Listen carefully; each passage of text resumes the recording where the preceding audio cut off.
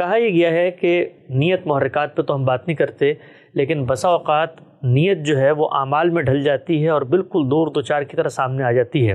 سیدنا امیر معاویہ اگر اپنے اس دعوے میں مخلص تھے کہ قاتلین عثمان کے ساتھ انصاف ہونا چاہیے ہے، ان کو کٹہرے میں لانا چاہیے ہے، ان کو جرم اور کی رعایت سے سزا ملنی چاہیے ہے، تو خود جب ان کو حکومت ملی تو انہوں نے اس کے لیے کیا کیا، وہ کہاں گیا وہ پورا کا پورا نیریٹو جس کی بنیاد پر ایک داماد رسول کے ساتھ جنگیں لڑیں، ہزاروں لوگ شہید ہوئے۔ اب آپ کو موقع مل گیا تھا تو آپ کچھ کر لیتے۔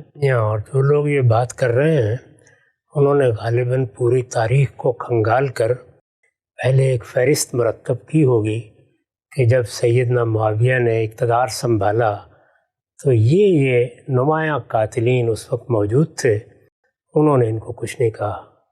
ان میں سے کسی نے ایسا کیا ہے؟ میں آپ سے عرض کرتا ہوں کہ یہ سب بالکل خلاف واقعہ ہے۔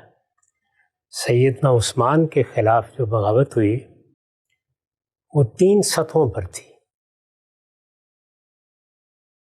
وہ لوگ جو مختلف شہروں میں آمادہ بغاوت ہوئے یا انہوں نے اختلافات کے نتیجے میں ایک موقف اختیار کیا، جو لوگ بغاوت کرنے کے لیے جا رہے تھے ان لوگوں کی تائید انہیں حاصل تھی، تاہم وہ اپنی جگہوں پر رہے۔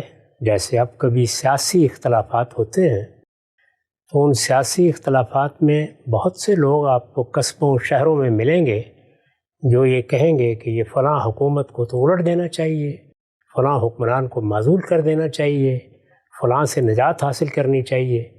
وہ اپنی اپنی جگہ اپنے ان جذبات کا اظہار کرتے ہیں لیکن اس سے آگے کچھ نہیں کرتے۔ یہ پہلی سطح تھی۔ اس طرح کے لوگ ہر شہر میں موجود تھے۔ چنانچہ جن لوگوں نے بھی تاریخ کا مطالعہ کیا ہے وہ جانتے ہیں کہ بصرہ اس طرح کے لوگوں کا مرکز تھا، فسطاط تھا اور بعض تھے۔ دوسرے وہ لوگ تھے جو باقاعدہ بلوا کر کے مدینے پر حملہ آور ہو گئے، چند ہزار کی تعداد میں تھے۔ ان کے بارے میں یہ معلوم ہے کہ انہوں نے جا کر کیا طریقے اختیار کیے، کیسے مدینے پر قبضہ کر لیا، مسجد نبوی کے منبر پر قبضہ کر لیا، مسلمانوں کے خلیفہ کو گھر سے نکلنے نہیں دیا، ایک بغاوت کی صورتحال پیدا کر دی، افراتفری اور بغاوت۔ ہم نے بھی بعض موقعوں پر اس طرح کے ہجوم حملہ آور ہوتے دیکھے ہیں، ابھی حال میں بھی ہمارے ہاں کچھ واقعات پیش آئے ہیں، تو اس سے اندازہ کیا جا سکتا ہے کہ مؤیدین کی بڑی تعداد بھی پیچھے ہوتی ہے اور جو لوگ بلوا کرنے کے لیے نکلتے ہیں ان کی بھی ایک تعداد ہوتی ہے۔ تیسرے وہ لوگ تھے جنہوں نے آگے بڑھ کر ہمت کی، سیدنا عثمان کے گھر میں داخل ہو گئے، وہ 25، 30، 40 لوگ جنہوں نے پھر باقاعدہ حملہ کیا، اور ان میں سے بھی جو براہ راست قاتلین تھے 4-5 لوگ ہیں جن کے نام لیے جاتے ہیں عام طور پر۔ ان میں سے یہ جو آخری 2 ہیں ان میں سے کوئی بھی باقی نہیں رہا تھا۔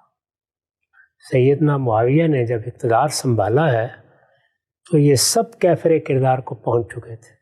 اچھا، یعنی یا کسی کی تلوار کا لقمہ بن گئے یا ویسے لقمہ اجل بن گئے۔ میں ان کی تفصیلات میں نہیں جاؤں گا، کسی شخص کا دل چاہے تو وہ تاریخ کی کوئی کتاب اٹھائے، تبری کو اٹھا لے، سب تفصیل مل جاتی ہے اس میں۔ یہ سب کے سب ختم ہو چکے تھے، صرف تیسرے طبقے کے لوگ باقی تھے جو مختلف جگہوں پر تھے یا دوسروں میں سے یعنی دوسرے طبقے میں سے فرار ہو کر نکل کر اپنے اپنے علاقوں میں چلے گئے تھے اور وہ کسی لشکر کا حصہ نہیں بنے تھے۔ ان لوگوں کا پیچھا کرنے میں وقت لگا، وہ بھی ہوتا رہا، اور حجاج بن یوسف کے زمانے تک آتے آتے جو ان میں ہاتھ آیا ان میں سے ایک ایک کو کیفر کردار تک پہنچایا گیا ہے، اور صرف پہنچایا ہی نہیں گیا بلکہ ایک خصوصی جیل خانہ بنایا گیا تھا جس میں اسی طرح کے لوگوں کو پکڑ کر بند کیا جاتا تھا۔ تو صرف سیدنا معاویہ ہی نہیں بلکہ بعد میں بھی بنو امیہ نے یہ سلسلہ جاری رکھا۔ جن لوگوں کے بارے میں یہ کہا جاتا ہے کہ یہ وہ نمایاں لوگ تھے ان میں سے کوئی باقی نہیں تھا، تو کس کو انہوں نے کیفر کردار تک پہنچانا تھا؟ وہ سب اللہ تعالیٰ کے قانون کے مطابق خود ہی اپنی جگہ پر پہنچ گئے.